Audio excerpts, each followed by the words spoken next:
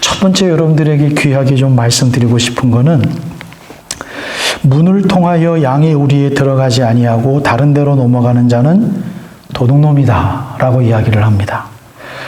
그리고 문으로 들어가는 이는 양의 목자이다. 그리고 오늘 이 요한복음 10장 이후에 나오면요, 예수님이 비유를 두 가지를 다 대세요.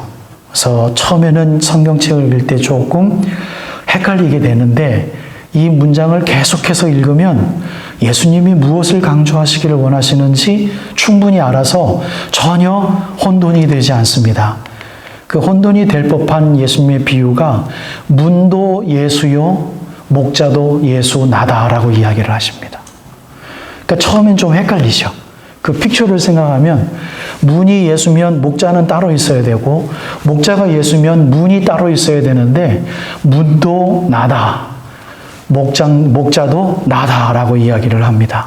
예, 여러분 요 10장을 잘 기억하시고요.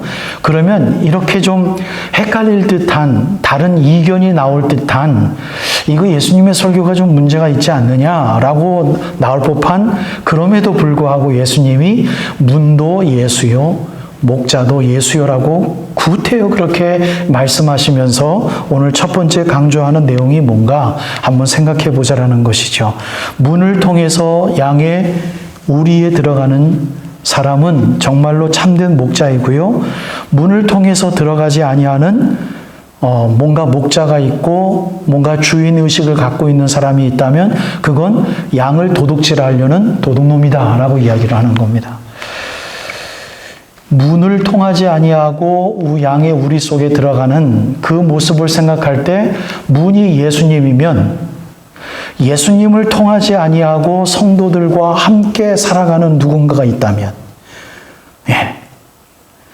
예수님이 문이라고 그러셨는데 그 정문을 열고 들어가지 아니하는 예수님을 통과하지 아니하고 뭔가 다른 것을 통해서 우리 속에 들어가려고 하는 무언가가 있다면 그건 도둑놈이다. 이것을 여러분 한번 깊이 있게 생각해 보면 여러분들 결론 내리실 수 있으세요. 여러분 요즘 예수님을 통과하지 아니하고 하나님을 이야기하는 종교가 더욱더 많아집니다. 맞죠? 그렇지 않습니까? 옛날엔 그러지 않았어요. 그런데 요즘은 하나님만을 얘기하면 다 연합하자라고 이야기를 하는 게 굉장히 많아집니다. 여러분들 WCC라는 그룹을 들어보셨는지 모르겠는데요. WCC라는 그룹도 그렇고요. 수많은 연합 종교를 이야기하는 많은 단체들이 다 그렇습니다. 예수님을 그들의 종합 교리에서 뺍니다. 들어가 있지만 이야기하지 않습니다. 절대로 이야기하지 않습니다. 왜? 예수님을 이야기를 하면 예수님 없이 양의 우리 속에 합하고자 하는 다른 종교의 리더들이 바더되기 때문입니다. 여러분 이 수십 년어간에 제가 생각하기에는 1950, 60년대 이후부터 노골적으로 그렇게 예수님을 빼고자 하는 종교의 연합 세력이 많아지기 때문에 이것을 우리가 조금 더 기억을 한다면 최소한 우리 살 동안에는 그럴 일이 없겠습니다만 없기를 바랍니다만 우리의 자녀들이 기독교의 주축 멤버로 기독교의 삶을 살아갈 때는요. 이 예수님을 이야기를 하면 반드시 핍박을 받는 세대가 반드시 올 것입니다. 곁일로 하나 여러분들에게 말씀드리자면 이 예수님을 뺀다라는 것은 무엇이냐면요. 예수님의 가르침과 예수님의 생애에 대해서 강조하지 않는다라는 것입니다. 예수님이 말씀하시는 구약의 성취에 대해서 별로 중요하게 이야기하지 않는다라는 것입니다. 예수님의 우리들의 모범이 되는 삶은 예수님 신이시니까 그렇게 사셨지라고 치부해버리고 우리들의 모범된 삶으로 이야기하는데 그것을 강조하지 않는다라는 것입니다. 그러니까 우리가 하나님 앞에 도달해 가는데 예수님의 삶과 예수님의 가르침은 우리들에게 덕목의 거리로 하나 올 수는 있어도 필요 불가결한 가르침은 아닐 수 있다라고 가르치는 종교가 우리들의 기독교 연합에 들어와서 우리들과 함께 놀기를 원하는 이 세대의 시작인 것이다라는 거죠. 예수님은 그것을 미리 알고 계시기 때문에 문을 통하여 양의 우리에 들어가지 아니하고 다른 데로 넘어가는 자는 절도며 강도요 문으로 들어가는 이는 양의 목자라라는 말씀을 이 시대의 사람들은 이해하지 못하는 이야기를 이 시대에 벌써 이미 예언의 말씀으로 하신 것이죠. 그래서 두 번째 예수님은 이렇게 이야기하시죠. 문지기는 뭐 여러 가지 해석이 있습니다. 설교 시간에 여러분들에게 말씀드리지 않겠습니다. 누군가 하여튼 문지기는 그를 위하여 문을 열고 그가 누굽니까? 예수예요. 예수를 위하여 문을 열고 양은 그의 음성을 듣나니 그는 자기 양의 이름을 각각 불러 인도하여 내느니라. 4절, 자기 양을 다 내놓은 후에 앞서가면 양들과 함께 가는 지금 예수님의 모습을 나타냅니다. 양들이 그의 음성을 알기 때문에 그분의 음성을 듣고 따라간답니다. 양이. 그리고 5절 말씀에 심지어 이렇게까지 예수님이 친절하게 설교하세요. 다른 사람의 소리는 알지 못하기 때문에 이게 참 복받은 양들이죠. 은혜 받은 양들의 모습입니다. 이사야서에 나오는 양처럼 각기 제 길로 가는 양은요, 예수님의 소리만 듣는 게 아니라 다른 리더의 소리에도 익숙합니다. 그래서 다 각기 제 길로 가는 거예요. 그래서 예수님이 우리를 위해서 십자가에서 보혈의 피로 죽으신 거죠. 그럼에도 불구하고 그 죽음을 당하신 예수님께서는 우리들에게 강조하기 위해서 그 아름다운 은혜를 받은 양은 타인의 음성은 알지 못한다라고 아예 딱 정해버립니다.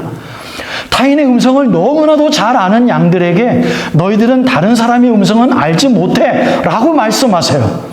예수님이 얼마나 원하시면 우리는 다른 사람의 음성에 대해서 너무나도 잘 알고 유혹에 빠져서 그렇게 살고 있는데도 불구하고 예수님께서는 우리를 끌어주시고 확언하시고 이미 정하셨기 때문에 너희들은 다른 사람들의 음성을 모른다라고 이야기하세요. 여러분, 이게 얼마나 괴리입니까? 이게 얼마나 큰 말도 안 되는 이야기입니까? 타인의 음성에 대해서 너무나도 익숙한데 예수님은 우리를 너무 사랑하셔서 너희들은 타인의 음성을 알지 못하는 거로 타인을 따르지 아니하고 도리어 도망한다.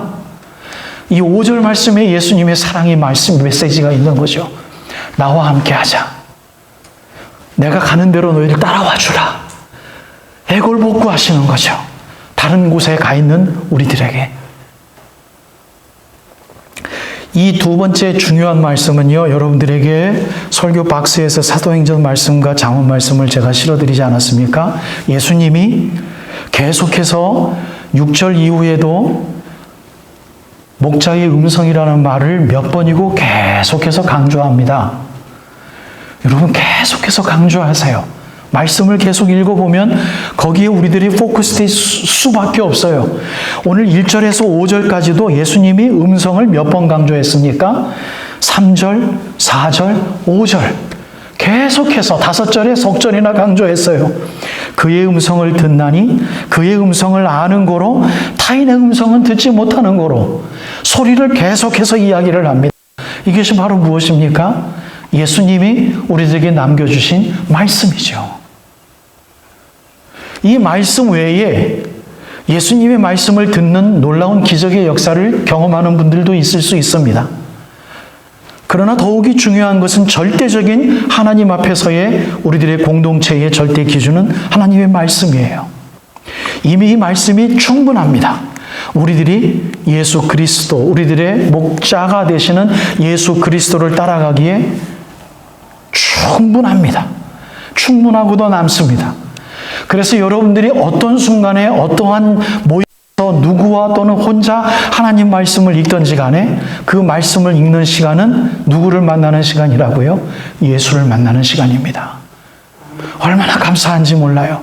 그때 감사의 제목을 찾으면 예수님의 음성을 아시는 너무 귀한 착하고 어린 양이 되는 거예요.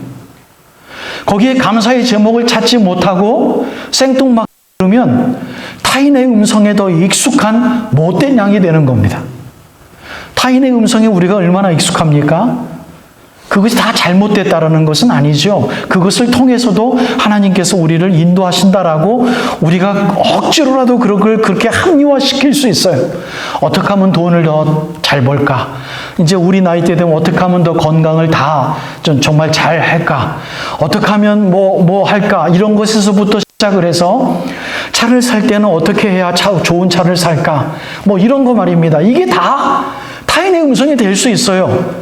무엇보다 우선시하면 하나님과 대화하는 하나님과 대화의 채널보다 이것을 우선시하면 다른 채널이 될 수 있습니다. 거룩한 채널로서 하나님은 우리를 말씀하시고 세상에서 경제적으로 잘 살 수 있는 채널도 하나님께서 우리들에게 말씀하실 수 있어요. 그러나 이러한 채널들이 거룩의 채널을 망쳐놓는다면 그건 도둑놈의 채널이 되는 것이요. 남을 속여서 차를 산다든지, 남을 속여서 남들의 마음을 아프게 한다든지, 남을 속여서 내가 돈을 더 잘 벌게 된다든지, 세상의 질서를 따르지 아니하고 세상의 법규를 따르지 아니하고 남들이 다 하니까 이 세상의 법규를 너무 우습게 생각해서 무언가 관계를 설정하고 나의 이익을 내가 지불을 한다면 그건 하나님의 거룩의 관계를 망치면서까지 내 자신을 대해서 잘 살고 잘 사는 것입니다. 여러분, 그것은 곧 하나님의 거룩의 채널을 망치는 거죠. 그러한 타인의 음성에 대해서는 여러분, 우리가 얼마나 많이 알고 있고 그 채널이 얼마나 귀합니까? 심지어 우리들의 잘못된 교회를 바라보게 하는 잘못된 가르침이 얼마나 팽배하여 있는 이 교회의 설교 단상이지요. 사랑하는 여러분, 오늘 이 말씀은 우리들에게 귀한 감사의 거리와 고칠 수 있는 거리와 헌신할 수 있는 거리를 주십니다. 이렇게 결론을 맺고 설교를 맺습니다. 여러분, 사도행전 20장에 말하고 잠언 19장에 말하는 이 세상의 가르침은요, 성경 말씀이 교훈이라고까지도 이야기를 해요. 레슨이에요. 우리들에게 좋은 걸 줄 수 있는 거예요. 맞아요. 우리들에게 좋은 걸 주지 않는다면 우리는 그 말들에 대해서 귀가 혹할 수가 없는 거죠. 우리들에게 뭔가 이익을 주는 것 같은 교훈의 말들이에요. 우리들의 신앙을 정말 더 살찌게 하는 것 같은 잘못된 종교의 가르침일 수도 있다는 거예요. 하나님 앞에 다가가는 데 있어서 정도가 아닌 이렇게도 신앙생활이 가능했구나라고 하는 잘못된 설교일 수도 있다는 거예요. 여러분, 사도행전과 초대교회의 교회의 모습들을 바라볼 수 있는 사도 바울의 서신서를 읽어보면 분명히 그렇게 설교가 가능합니다. 내가 너희들을 깨우기 위하여서 밤낮 쉬지 않고 3년 동안 눈물로 각 사람들을, 여러분 이 단어에 오늘 귀 기울이시길 바랍니다. 훈계하던 것을 기억하라. 너희들을 칭찬하고 너희들에게 복주고 너희들을 축복하고 했던 것을 기억하라가 아니라 밀리도라는 외딴 섬에서 사도 바울이 장로님들을, 에베소 장로님들을 부른 이후에 마지막 부탁의 말씀, 3년 동안 잘못된 교훈에 빠져들지 아니하도록 밤낮 쉬지 않고 눈물로 여러분들을 혼냈던 것을 기억하십시오. 여러분, 말씀은 우리들을 혼내십니다. 그게 맞습니다, 여러분. 어떤 말씀은 우리를 혼내고 어떤 말씀은 우리를 축복하는 말씀이 아니고요. 여러분, 채널을 아예 바꾸십시다. 말씀은 우리를 혼내시는 말씀들이에요. 훈육하시는 말씀들이에요. 잘못하며 살 수밖에 없는 연약한 존재들이기에 하나님 말씀을 읽을 때마다 우리들에게 구원받은 백성으로서의 삶이 무엇인지, 구원에 대하여 감사하게 하시고 그런 삶을 살지 못했던 것에 대하여 고치게 하시고 그 삶을 살아내기 위하여 작정하고 계획을 세우라고 가르쳐 주시는 것이 예수님의 말씀입니다. 그 이야기를 할 때 이게 주님의 말씀이구나 라고 귀를 틀어서 예수님에 가는 것이 올바른 양의 태도이죠. 오늘 설교 제목입니다. 우리는 다른 양이 아니라 주님의 양입니다. 우리의 소유권은 하나님이십니다. 예수님의 삶을 살아내는 각각 우리들의 삶의 처소에서 정말 귀한 양의, 예수님이 돌아가신 귀한 양 되심을 우리가 가피하고 드러낼 수 있는 그 아름다운 예수의 삶이 우리들을 통하여 남들에게 전달되고 그 전달되는 모습을 내 자신을 바라볼 때 깜짝 놀라서 하나님 앞에 감사하고 나를 쓰시는 하나님께 영광 돌려드릴 수 있는, 정말 우리들의 목자가 되시는 예수님께 감사하며 우리 하나님 앞에 예배의 삶을 표현해드리는 귀한 양들의 삶이 되어지시길 주님의 이름으로 축복합니다.